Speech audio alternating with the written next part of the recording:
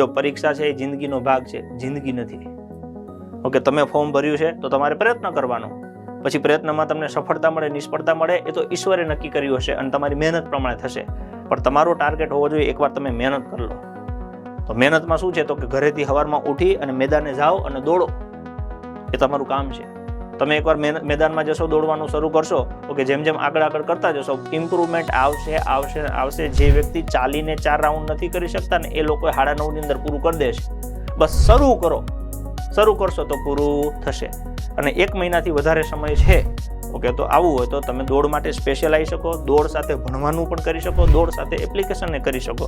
જે જોઈએ બધી છૂટી છે, ફ્લેક્સિબિલિટી. બરાબર છે. કોઈને ઘરે માની લો દોડ થઈ જાય છે પણ 10-12 કલાક વંચાતું નથી, આવતા રહો. એન્જલ એકેડમી રાયસણ 12 થી 14 કલાક રોજ વંચાઈશું ખાતરી સાથે.